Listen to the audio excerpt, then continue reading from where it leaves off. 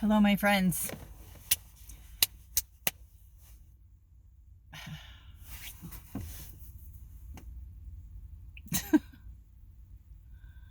Okay, I'm going to tell you, I have tried to start this video over. I've done this video, I don't even know how many times now. I am so scared to do this introduction. Like, I don't know. I'm so scared I'm going to say the wrong thing. I'm scared I'm not going to say enough. I'm scared I'm going to look stupid. I'm scared my hair is in my eyes. I'm scared that I have stupid makeup because I don't know how to do makeup. And I'm scared people are going to see my double chin. I'm scared that there's too much traffic around me and I don't have privacy anywhere. I'm scared that people are going to think this is a stupid thing for me to do. I'm scared that this is not going to help anyone anyway, and I'm scared that people that I know are going to see these videos on YouTube and they're going to go, she really has cracked. She really is a nut. So this is going to be my introduction video. And it's as much for me as it is for you because I get to see the evolution. I get to see myself go from this nervous crackpot girl to what the work turns people into. The work, what's that? The work of Byron Katie. That's what I'm referring to. I'm not selling anything for her. She is one of the most generous women I have ever met in my life. And actually, I didn't meet her face to face and shake her hand and say, hi, I'm Adrian. I got to be at her 9-day school for the work. I got to learn from her, and I got to learn that she doesn't see herself as a teacher. She doesn't see herself as a guru. She sees herself as a woman who knows the difference between what hurts and what doesn't. That's it.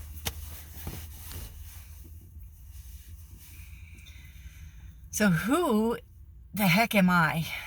And what am I doing on YouTube? Well, my name is Adrian. And I stepped away from the Mormon Church almost 1 year ago. Today is New Year's Day, 2020. I grew up 100% through and through Molly Mormon. Completely Molly Mormon. My siblings made fun of me for listening to church music on weekdays. It was my lifeline, and I played piano, and most of the songs I played on the piano were church songs. And I loved Michael McLean. I loved the hymns. I loved the primary songs. I found great comfort in those things.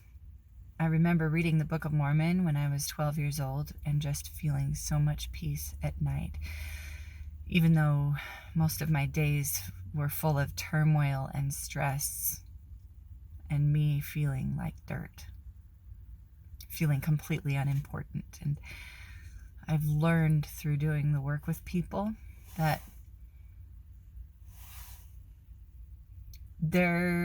what Katie says when she says there are no new stressful thoughts, that's literal, it's true. So when I tell you about these days of feeling so stressed and unwanted, unloved, I know that you know what I'm talking about. Because you've all had days like that. Because you are me and I am you.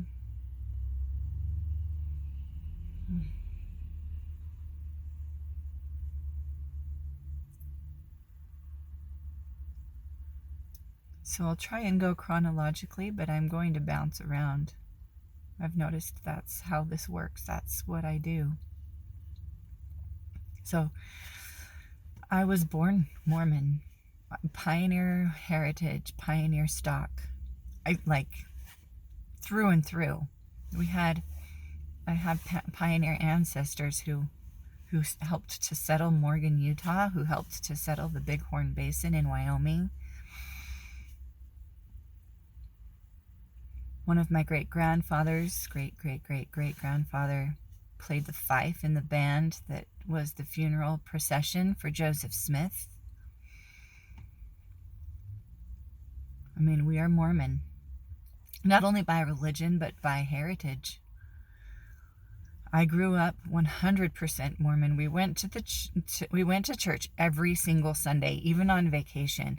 And I found myself thinking that we were better Mormons than most of the people around us. I would see people around us who would go on vacation, and they wouldn't go to church on vacation, or they would just go to sacrament meeting on vacation. They wouldn't go to all 3 hours of church.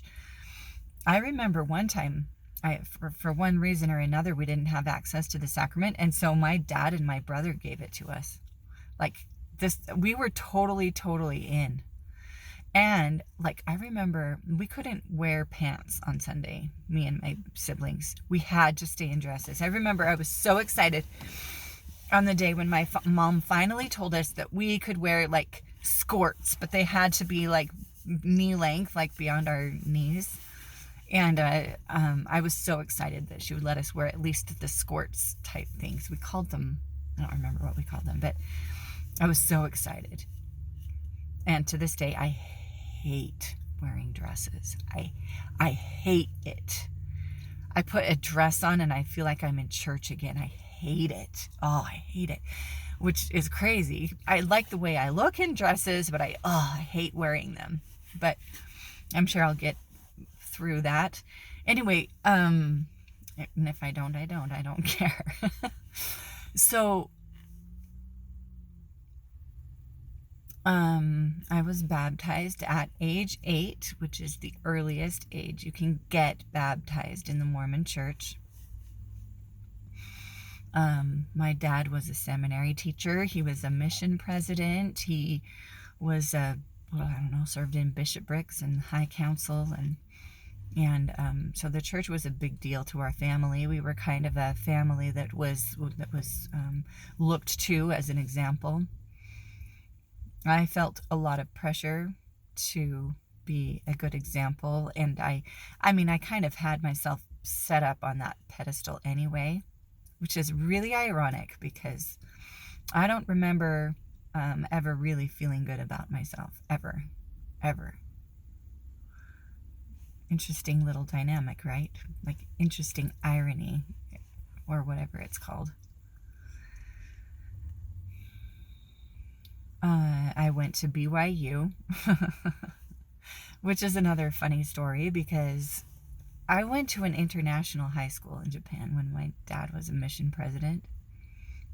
I was the only Mormon in my graduating class of 41, and I was the only person to go to college anywhere in the West. All my other classmates went to college in the eastern United States or in another country. One classmate went to Oxford. Many of them went to Ivy League schools, which right now tells me I could have gone to an Ivy League school, but I chose BYU. In fact, BYU is the only college I applied to. I went to BYU. I searched tirelessly for a returned missionary. Actually, I was writing to a missionary at the time and hoped to marry a returned missionary while I was at BYU. That didn't happen. I graduated from BYU, became a school teacher because, elementary education is a great major for Mormon moms who want to be home with their children. I quit my career when I had my first baby. I guess I need to rewind. I got married in the Mormon temple to a returned missionary, and then 11 months later, had our first baby.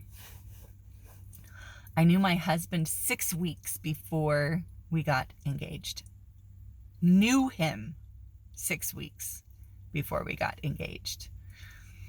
And then we got married 3 months later. So we had only known each other about 4.5 months when we got married. It's now 18 years later, 4 children later, still married to the same person.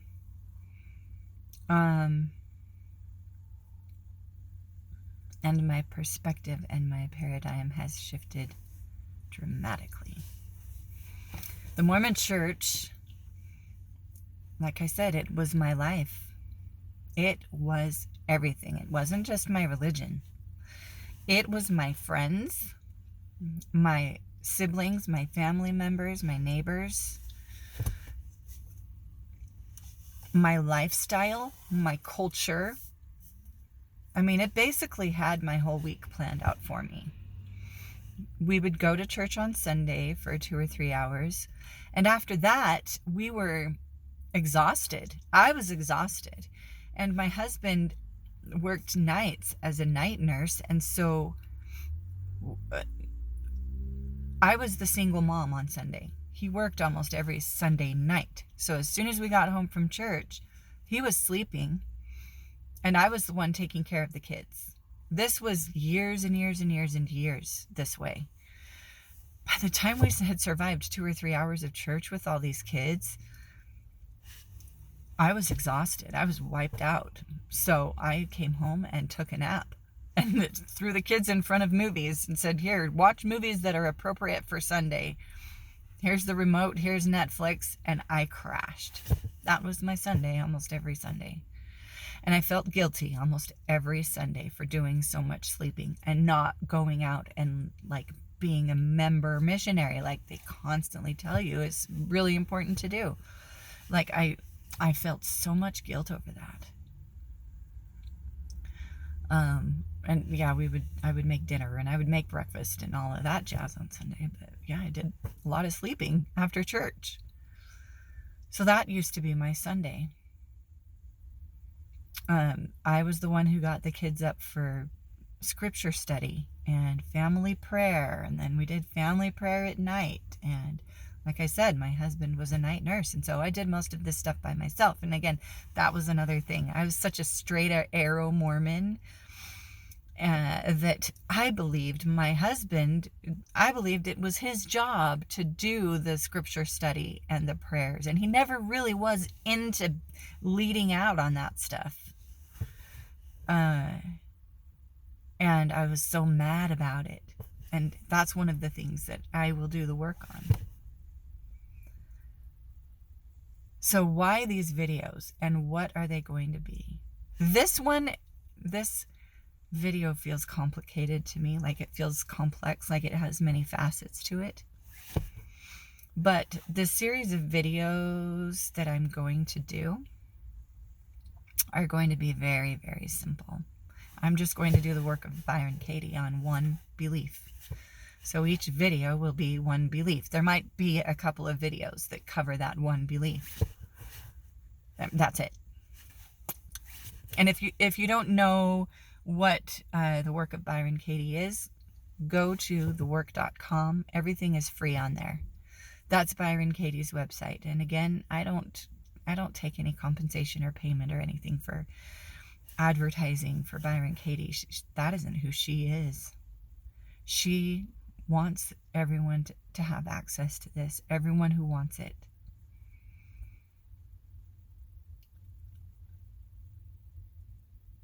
So why did I start doing these videos? That is an evolutionary story. It's kind of an epic story for me.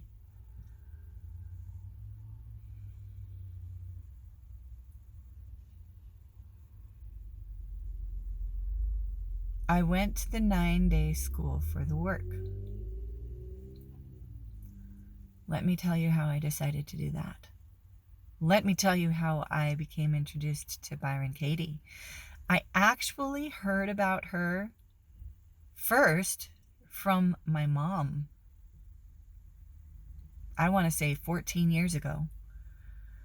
I was so not ready for it at that point. I thought my mom was nuts. I was like, you're crazy. This is ridiculous. This is stupid stuff. This is not helping me at all. This is not solving my problems. So I wasn't ready for it then. Well, about 6 months after I stopped going to the Mormon Church, I called my aunt who left the church in the 80s, and it was so good to talk to her. She gave me so much insight, so much wisdom, and amazing enough, like she told me her story of how she left the Mormon Church and why she left the Mormon Church. This was my first time hearing her story. And she left the church in 1989, you guys. This was the first I heard of her story. The only story I had been told, as far as I remember, was that her husband had come home with some anti-Mormon literature, and she had read it, and she had stopped going to church. So it was just another testament to why I shouldn't read anti-Mormon literature, which I wasn't inclined to do anyway, because I was such a Molly Mormon. So that was the story I had been fed. The story she told me is hers to tell. And you'll notice that when you listen to stories of why people left the Mormon Church, the real reason why they left, you will find that there's not one reason. There's never just one reason. There's never just two. There's never just five. It's an entire epic book of reasons that combine together, and you're like, this is why I left. And I watched, when I first left the church, I promise I'll get back to the phone call with my aunt. When I first left the Mormon Church, I watched so many Mormon Stories videos. Mormon Stories is put out by John DeLynn. I really liked him because he approached the Mormon Church very respectfully. In fact, I believe when he first started doing his videos, he was still a practicing Mormon. And so I really appreciated the respect with which he treated the Mormon Church.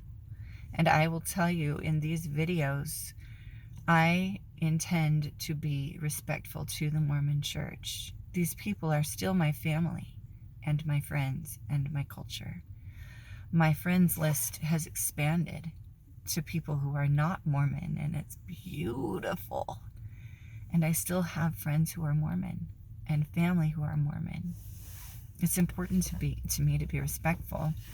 It's so important to me that I haven't, to my knowledge, I haven't published anything against the Mormon Church. I think the most I've done is commented on people's posts about the Mormon Church. And I hope I have been respectful enough. So,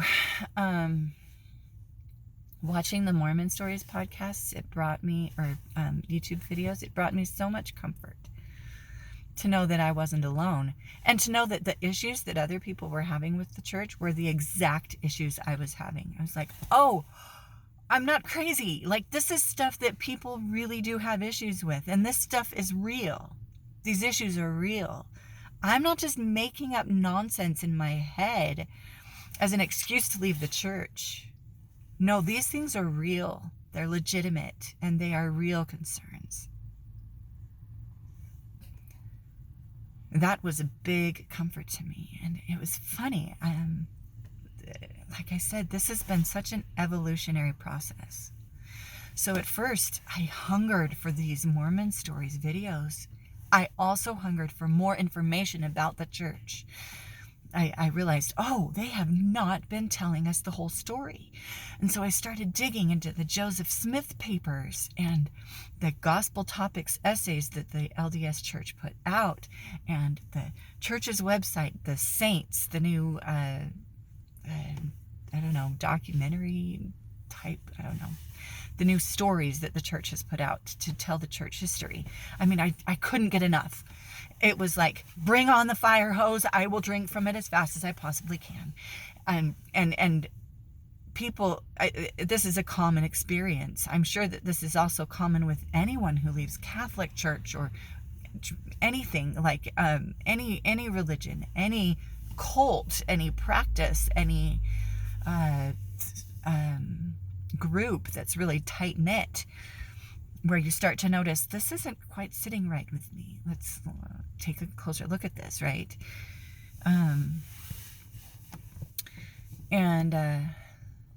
So I watched the Mormon Stories videos, and then I realized there was something more. I needed something more. I had no idea what it was.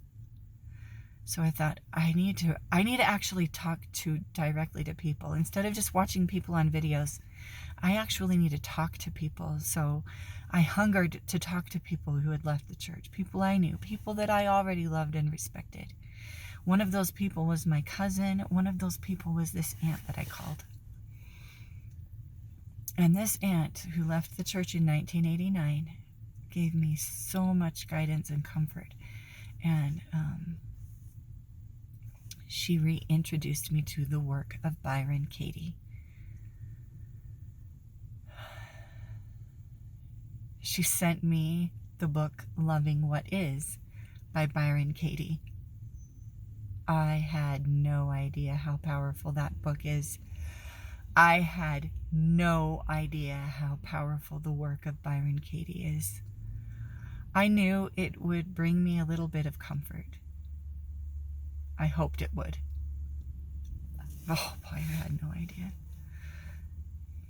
I started watching Byron Katie's YouTube videos, and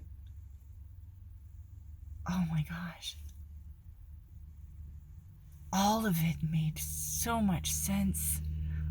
It rang true to me. Like, I felt like I was finally getting water to drink after being in a hot desert my entire life and having only been drinking Kool-Aid or soda or milk. And finally, all I needed was water.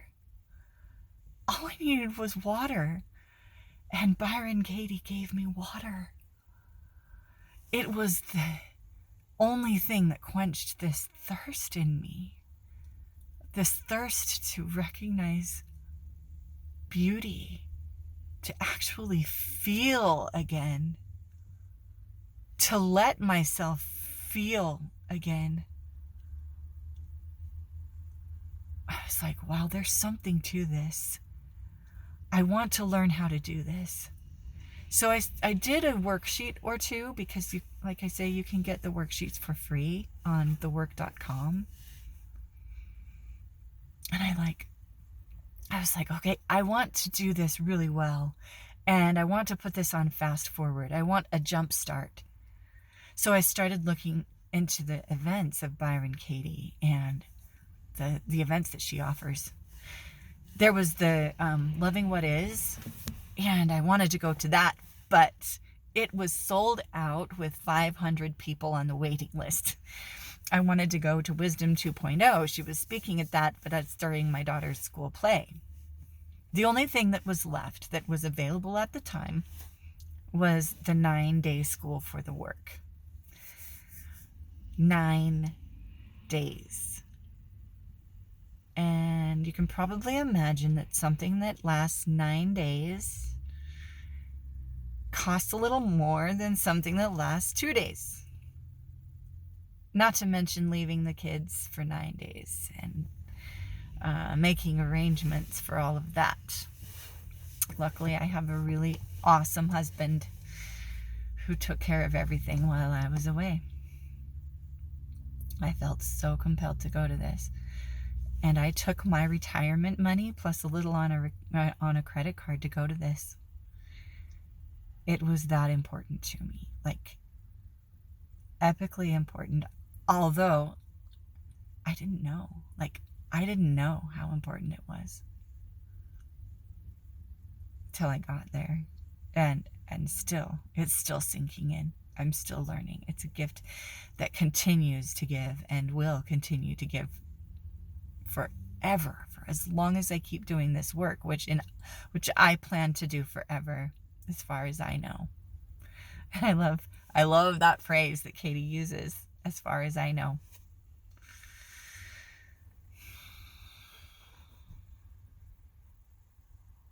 Something really interesting happened at the 9-day school for the work. Something I did not expect.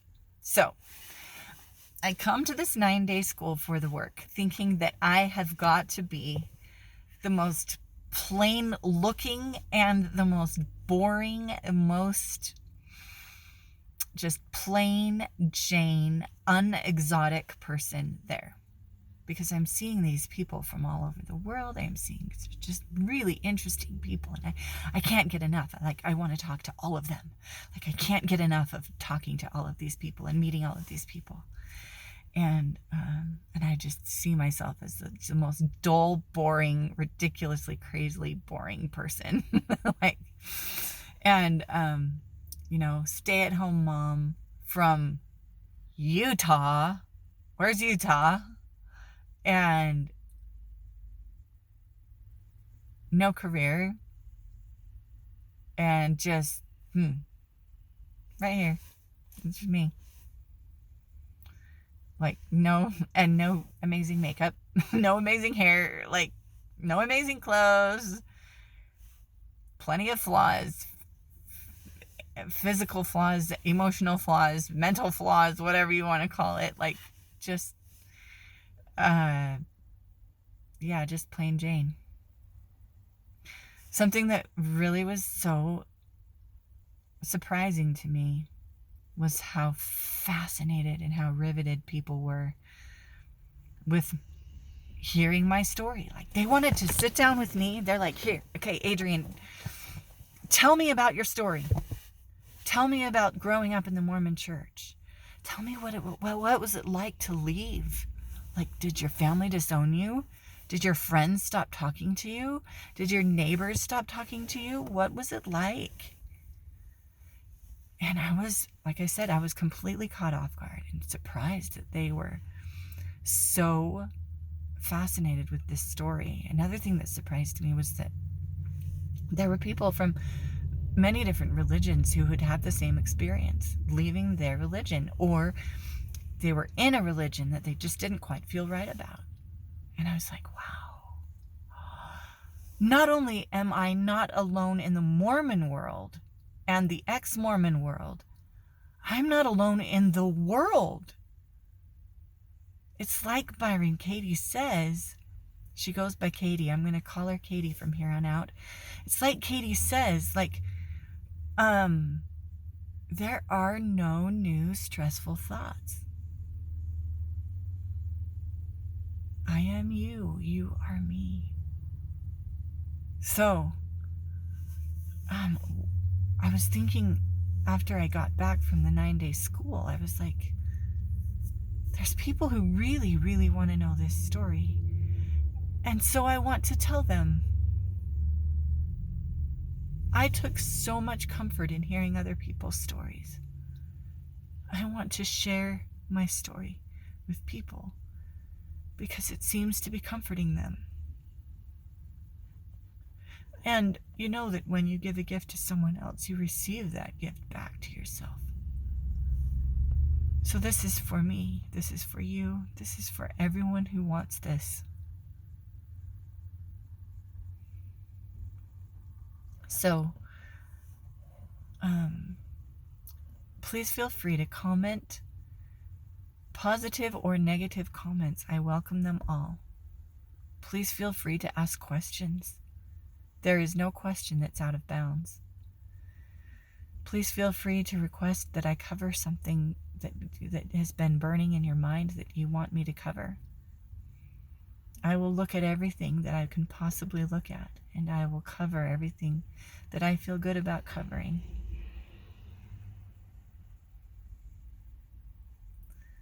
One of the things I'm practicing, one of the things that I've learned from Byron Katie, is to follow the simple direction. All of us have it.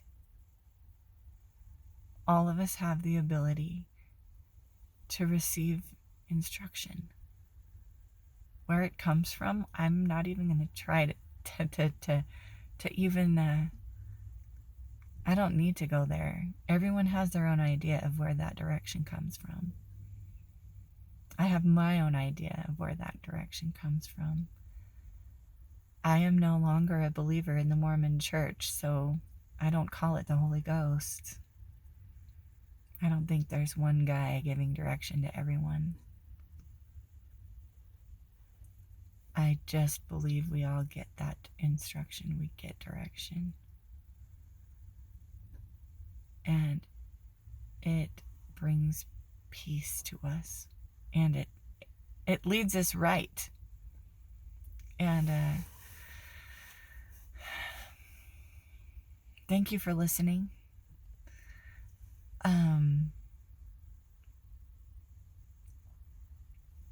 There may have been some things I left out of this video that you're like, what?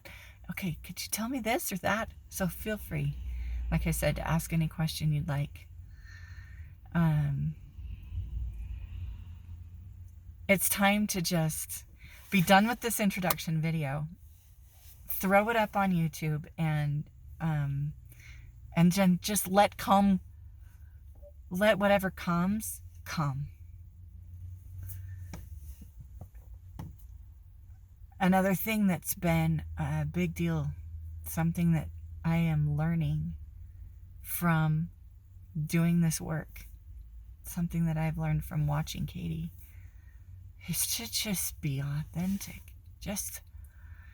And that is a hard thing to do for me when I am looking at a camera and I have all these judgments about myself. And I have all these stories in my head about what other people might be saying or thinking about me. And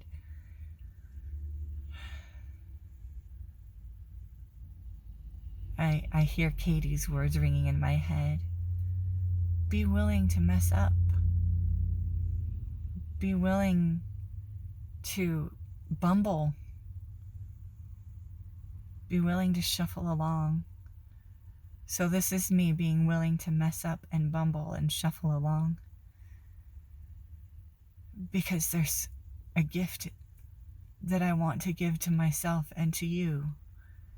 I want to offer it. I don't want to shove it into anybody's hands. I just want to place it on the table for anyone to come and pick up if they'd like it. That's what this is. That's why YouTube is a great platform for this, right? Or whatever, a great place to put these. A great table to set these on. And I feel so much gratitude to all the people who have done YouTube videos, to all the people who have had the courage to step away from something that they grew up with, so that I could have the courage to do that too. And know that after I jump off that cliff, I'm going to land on my feet because I've seen other people do it. There's so much gratitude I feel.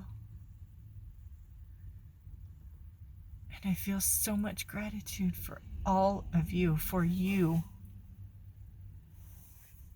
the person who's watching this. I feel connected to you, and I feel grateful. I feel grateful that you are watching this, whether you are liking me or hating me, or grateful for me or angry at me. I am grateful for you. And I love you. When you do the work for Byron Katie, you know what that means.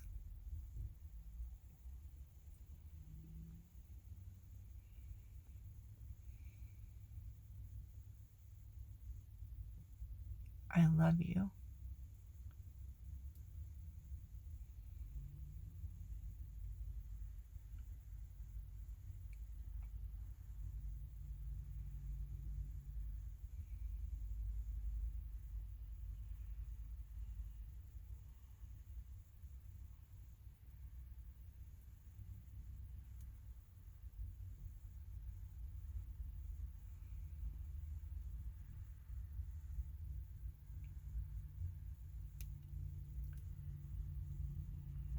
Another thing I've learned from Katie is the value of silence. getting still, listening, really listening.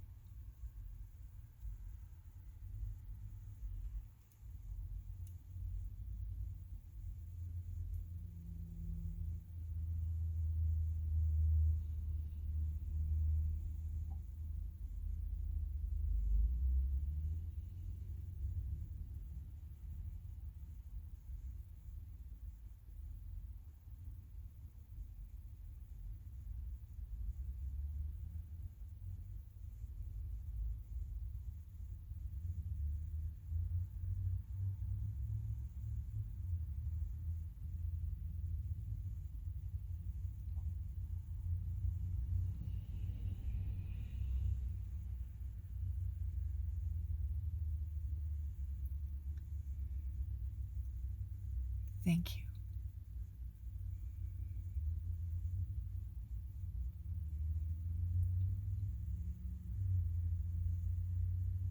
Goodbye for now, and I'll see you soon.